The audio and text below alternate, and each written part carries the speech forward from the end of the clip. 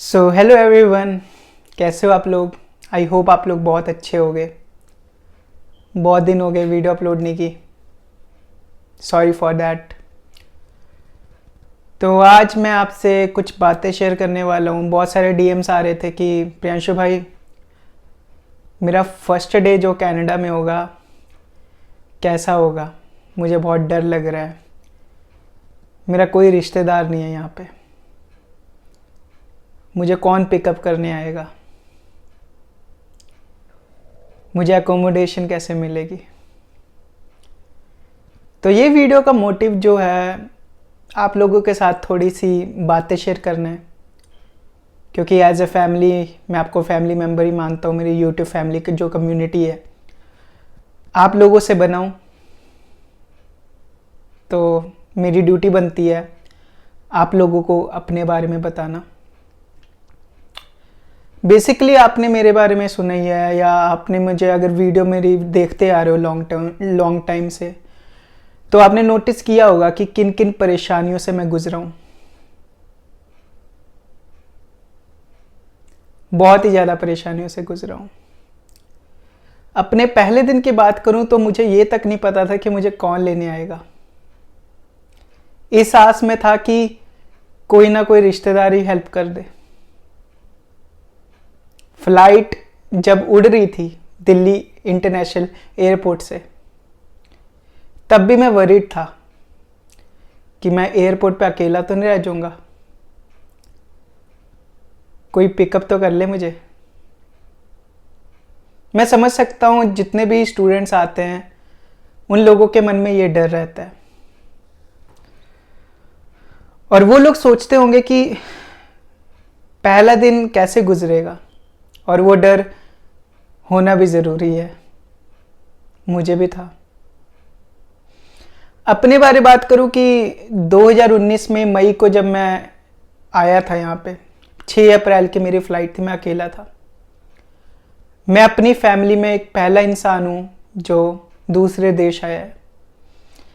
हमारी फैमिली में कोई भी ऐसा इंसान नहीं था जो दूसरे देश गया हो, कनाडा। अगर हम दूर के रिश्तेदारों की बात करें, जो रिश्ते होते हैं नाम के, उनके अलावा एक भी इंसान नहीं था। मेरे मम्मी ने कैसे पैसे कलेक्ट करके मुझे भेजा है, कैसे मांग मांग के भेजा है, वो मुझे पता है। पहले दिन क्या हुआ, जब मैं आ रहा था तब मेरे दिमाग में ये था कि मुझे कौन पिकअप करने आएगा। मुझे बिल्कुल एक्सपेक्ट नहीं था कि दिलप्रीत मुझे पिकअप करने आएगी, क्योंकि हमारी बातें साल में एक बार या 3 साल में एक बार होती हैं। अभी भी जब वो है यहाँ पे कनाडा के अंदर, हमारी बात नहीं होती बिल्कुल भी। हाउएवर उसके जब मैं बर्थडे पे गया था, आपने बर्थडे व्लॉग देखा होगा, बहुत ही कम बातें होती है। तो मैं सोचता था कि यार रिप्लाई तो आ नहीं रहा, इसका मतलब मुझे कुछ ना कुछ करना पड़ेगा। मेरे साथ पीयूष था, लेकिन पीयूष की जो फ्लाइट थी एक दिन पहले हो गई थी, थोड़ी सी मिसकम्युनिकेशन हो गई थी।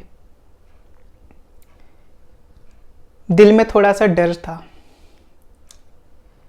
ये सोच रहा था कि कहीं एयरपोर्ट पे ना सोना पड़े, किससे बात करूं, कोई मुझे जानता ही नहीं है। तब मैं नॉर्मली था, कनाडा में कोई भी मुझे नहीं जानता था कि मैं कौन हूँ। मैं आप जैसा था कि एक इंटरनेशनल स्टूडेंट आया कनाडा दूसरे देश में स्ट्रगल करने और अपने पेरेंट्स का नाम रोशन करने। इवन कि मैंने लास्ट बार ट्राई भी किया था एक रिश्तेदार को कॉल करके, और मुझे चैट पे ये रिप्लाई आया था कि कोई बात नहीं, मन लग जाएगा। मुझे दिलप्रीत लकीली पिकअप करने आ गई थी, बट उसके बाद मुझे ऐसा फील हो रहा था कि मुझे मूव होना पड़ेगा, किसी को डिस्टर्ब ना करूं मैं। उनकी पूरी फैमिली थी जहाँ पे मैं रहा, उन्होंने मुझे 2 हफ्ते रखा अच्छे से, और मैं और पीयूष अप डाउन किया करते थे स्कारबरो टू किचनर अकोमोडेशन ढूंढने के लिए। तो फाइनली हमें अकोमोडेशन मिली 2 हफ्ते बाद, 3 हफ्ते बाद। लगातार हमने कम से कम $200 से $400 या राइड शेयर में खर्चे $400 से $600। फिर उसके बाद हमें अकोमोडेशन मिली किचनर के अंदर। पार्ट टाइम जॉब की बात करें, मैं उतना लकी नहीं था। पार्ट टाइम जॉब जब मेरी लगी, 4 महीने अनएम्प्लॉयड रहने के बावजूद हिम्मत नहीं टूटी। दिल में था कि हाँ, अगर वापस जाने की सोची, होम सिकनेस फील होता था, अगर वापस जाने की सोची तो जो जो ताने मेरे घर वालों ने सुने हैं वो सब सच हो जाएंगे, रिश्तेदारों के। किसी ने मेरे पे भरोसा नहीं किया था,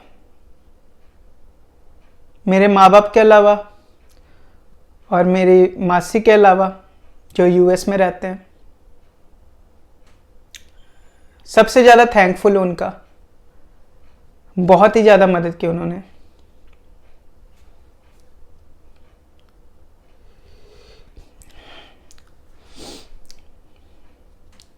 ज़िंदगी में बहुत ही मुश्किलें आएंगी, आप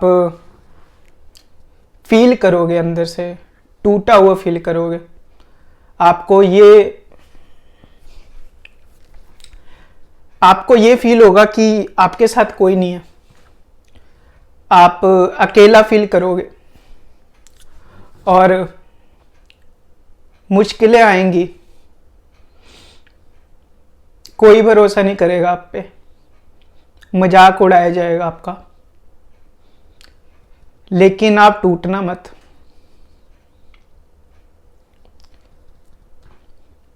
बहुत मैसेज आते हैं कि भाई मेरा मन नहीं लग रहा, होम सिकनेस होती है। बट उन्हें यही कहना चाहूँगा, अगर आज आप हिम्मत हार जाओगे तो आपके साथ साथ आपका परिवार हिम्मत हार जाएगा।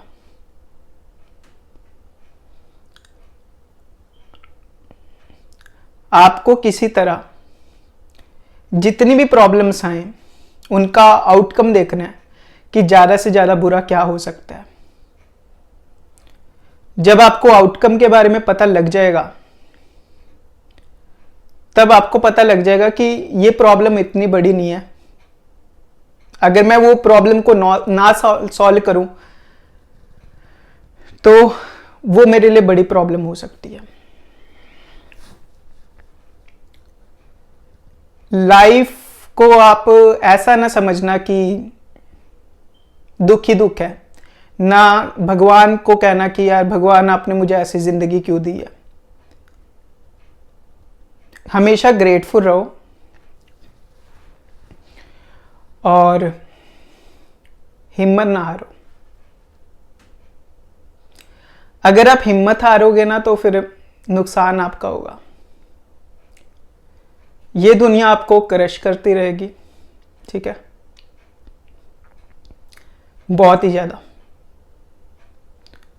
ये दुनिया आपको गालियां निकालेगी, ये दुनिया आपका मजाक उड़ाएगी, ये दुनिया आपका कुछ नहीं समझेगी और ये दुनिया हर एक मौके पे आपको जज करती रहेगी। अरे जब अपने आप पे भरोसा नहीं करेंगे तो गैरों से आप क्या एक्सपेक्ट करोगे। मैं तो शुक्र बनाता हूँ अपनी मम्मी का, किसी तरह पैसे पाई पाई जोड़ के मुझे भेजा है बाहर।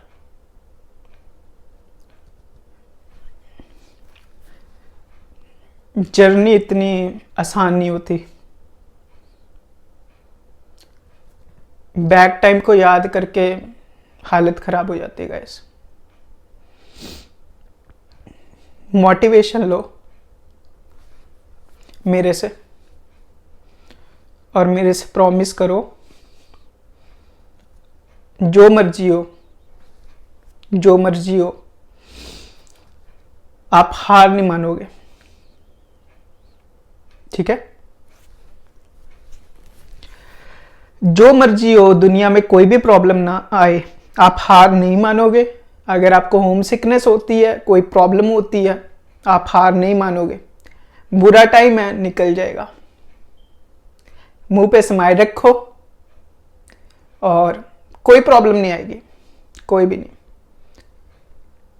भरोसा रखो अपने आप पे और आगे बढ़ते रहो, ठीक है।